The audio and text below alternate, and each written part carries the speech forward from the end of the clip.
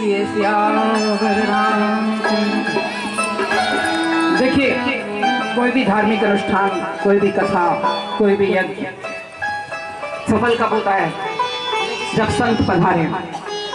यहाँ पर पधारे हुए सभी संतों का हम हार्दिक स्वागत करते हैं और हम लोग के अहोभाग्य जो कथा श्रवण के लिए भगवान श्री राम के सभी भक्त यहाँ पधारे हैं, क्या बोलते हैं, सभी का हृदय से बार बार अभिनंदन और स्वागत करते हैं। कॉलोनी में हो रहा है आज नाथू कॉलोनी। जब पहुंचे हैं सुमित्रा जी के पास तो सुमित्रा जी ने कहा कि लक्ष्मण एक भ्रम मत पालना। बोले क्या? कौन सा जगह? बोले इस बात का अभिमान मत कर लेना कि तुम राम की सेवा करने के लिए वन में जा रहे हो।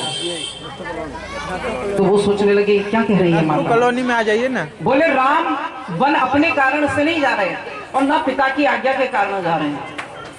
तो बोले फिर किस लिए जा रहे हैं? बोले तुम्हारे कारण से राम वन जा रहे हैं। लक्ष्मण जी ने सोचा ये मैंने क्या प्राप्त कर दिया? बोले माता ये कैसी बात हुई? बोले हाँ, तुमरे ही भाग राम बन जाही, दूसर हेतु तात कछु नहीं। तुम्हारे भाग्य के कारण है। सकल सुकृत कर बड़ फल एहू, राम सीय पद सहज सनेहू। वो तुम्हारा भाग्य क्या है कि पुत्र तुम जो हो ना शेष के अवतार हो।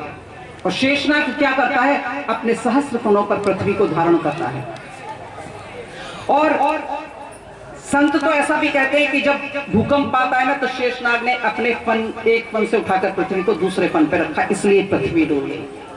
तो शेषनाग जो पृथ्वी को धारण करता है, उस पृथ्वी पर असुरों का अत्याचार बढ़ता जा रहा है। संतों को त्रास दिया जाता है, यज्ञों में विघ्न किया जाता है, अनुष्ठान पूरे नहीं करने देते। ऐसी आसुरी प्रवृत्तियों के लोग जब बढ़ रहे हैं, ऐसे असुर जब पृथ्वी पे बढ़ रहे हैं, तो उनका जो भार है पाप का पृथ्वी पर बढ़ गया है। इसलिए बेटा तुम तो शेष होना, तो पृथ्वी पे पाप का भार बढ़ जाने से तुम्हारे मस्तक में पीड़ा हो रही है और उसी पीड़ा को दूर करने के लिए भगवान वन में जा रहे हैं, जिससे असुरों का संहार होगा तो तुम्हारे मस्तक पे जो भार है ना पाप का, वो दूर हो जाएगा। कितना सुंदर उपदेश माँ ने अपने पुत्र को दिया। राग रोष ईर्षा मृद मोह, जन सपने हो इनके बस हो। कभी भी राग द्वेष ईर्षा इनके वश में मनुष्य को नहीं होना चाहिए। ये सारे विकार हैं, इनको निकाल दीजिए हृदय से। मन कर्म वचन प्रभु की सेवकाई कीजिए। कोई संसार में बड़ा नहीं, कोई छोटा नहीं, कोई ऊंच और नीच नहीं। राम जो है उनको धर्म सेतु कहकर वशिष्ठ जी ने बुलाया। सेतु का क्या काम होता है? पुल क्या करता है? नदी के दो किनारों को आपस में जोड़ता है, सामंजस्य बनाता है। इस समाज में एक वर्ग है जो बहुत विद्वान है, बुद्धिमान है, एक वर्ग है जो अशिक्षित है, अनपढ़ है, गंवार है। तो दोनों में सामंजस्य नहीं है। एक वर्ग है जो बहुत प्रभावशाली है, समृद्धि संपन्न है, एक वर्ग है जो बहुत ही गरीब है, जिस पर दो वक्त का भोजन भी नहीं है। तो इन दोनों को मिलाने के लिए सेतु का काम करते हैं। इसलिए आपने देखा कि जब प्रथम यात्रा पर भगवान अपनी जाते हैं ना, जब सीता स्वयंवर होता है, तब उस समय के 3 महापुरुषों को भगवान के दर्शन होते हैं और वो उनको समन्वय का प्रतीक मानकर वंदन करते हैं और तभी झुकते हैं जब उनको पता चल जाता है कि पूर्ण परब्रह्म प्रकट हो चुका है। एक विश्वामित्र जी जो ताड़का वध के बाद ये समझ गए कि एक साक्षात परब्रह्म है। दूसरे परशुराम जी, जिन्होंने कहा था राम रमापति कर धन लेहू, और जब विष्णु का चाप धनुष स्वयं चलकर उनके पास आकर्षण से चला गया तो उनको समझ में आया कि वास्तव में विष्णु के स्वरूप है और वंदन करके गए। और तीसरे विदेहराज जनक, जिन्होंने पूछा था विश्वामित्र से कि ये कौन है, नरकुल के तिलक हैं या मुनि के बालक हैं। इन तीनों को पता चल गया कि ये परब्रह्म है। तो देखिए विदेहराज निष्काम है, उनको कुछ नहीं चाहिए, वो कुछ मांगते नहीं भगवान से। लेकिन दशरथ जी तो सकाम भक्त थे। उन्होंने कहा महाराज मुझे तो चाहिए, आपका जैसा पुत्र चाहिए। तो उन्होंने कहा भाई मैं अपना जैसा कहां से खोजूं, मैं स्वयं तुम्हारा पुत्र बनकर आ जाऊंगा। तो सकाम और निष्काम को मिलाया है। देखिए आप, सकाम दशरथ जी और निष्काम विदेहराज जी। उन्होंने विदेहराज से कहा कि आपको कुछ चाहिए, बोले मुझे कुछ नहीं चाहिए, बोले आपको कुछ नहीं चाहिए तो मुझे आपसे चाहिए। अपनी कन्या जो भक्ति स्वरूपा सीता जी हैं वो मुझे दान कर। देखा जाए तो ये समस्त विश्व जो है वो सीता की ही खोज कर रहा है। कैसे? अगर आप धन की प्राप्ति चाहते हैं, लक्ष्मी को खोज रहे हैं, तो भी आप सीता को खोज रहे हैं। अगर आप भक्ति चाहते हैं तो भी आप सीता को खोज रहे हैं। अगर आप शांति चाहते हैं जीवन में तो भी आप सीता की खोज में हैं। अगर आप पराक्रम चाहते हैं तो भी आप जगदम्बा को खोज रहे हैं। बल चाहते हैं तो भी, किसी भी रूप में लोग सीता को, उस शक्ति को, आज्ञा शक्ति को प्राप्त करना चाहते हैं। तो आज वो कह रहे हैं कि तुम्हारा ही जो सिर पर भार है उसको दूर करने के लिए राम जा रहे हैं। और तुम जीवन में जब जा रहे हो राम के साथ तो कभी भी रात्रि में शयन मत करना और निरंतर उनकी सेवा करते रहना। ऐसा करके जब उपदेश दिया तो दौड़ते हुए लखनलाल जी आए भगवान के समीप और उनसे बोले कि आज माँ की आज्ञा लेकर आया हूँ और जा रहा हूँ। जैसे ही भगवान के जाने का समाचार सुना, सारे नर नारी द्वार पर आ गए राजमहल के, और वहां पर वशिष्ठ जी भी आए।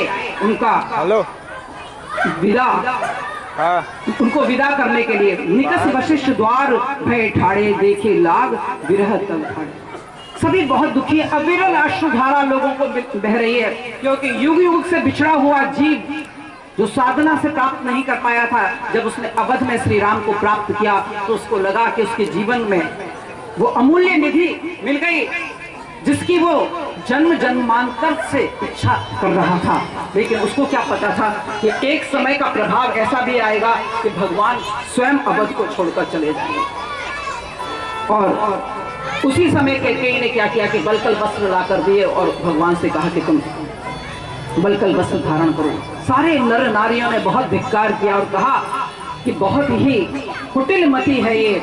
और जब सीता जी को वस्त्र दिए तो सभी के अश्रु प्रवाहित होने लगे और स्वयं राम ने बढ़कर सीता जी को बलकर जो उपवस्त्र है उड़ाया।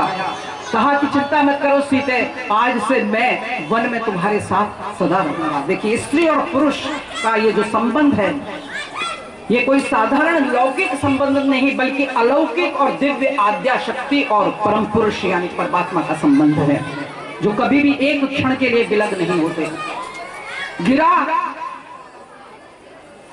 अर्थ सम, गिरा अर्थ जल बीच सम, कहियत भिन्न न भिन्न, बंदहु सीता राम पद जिन्हि परम प्रिय खिन्न। जैसे आप वाणी से जो भी बोलते हैं, मान लीजिए आपने पुस्तक बोला तो सामने आपके पुस्तक का चित्र आ जाता है। वाणी से शब्द निकलते ही उसका अर्थ जैसे प्रकट हो जाता है, जबकि शब्द भी अलग है और अर्थ भी अलग है। इसी तरह सीताराम अलग होते हुए भी अभिन्न हैं। और जैसे जल और उसकी लहर, आप लहर को जल नहीं कहते लेकिन लहर कहते हैं उसको, लेकिन जल और लहर में कोई अंतर नहीं है, वो जल का ही एक स्वरूप है। इसी तरह भगवान और उनकी आद्या शक्ति में कोई अंतर नहीं है, उनका नित्य मिलन है। ये सांसारिक लीलाओं के लिए उनका विरह होता है और जन जागरण के लिए कि मनुष्य जीवन में अगर आप पर आपत्तियां भी आती हैं, आप पर संघर्ष करने के समय भी आते हैं, तो आपको विचलित नहीं होना है। और इधर जब जैसे ही प्रभु चले तो सब के सब नगरवासी रोकने लगे कि किसी तरह कोई तो ऐसा करो कि मेरे राम को जाने से रोको। बन को चले दो भाई, बन को चले दो भाई, इन्हें कोई रोको री भाई, ओ चले दो भाई, इन्हें कोई रोको री भाई, बन को चले दो। राम बिना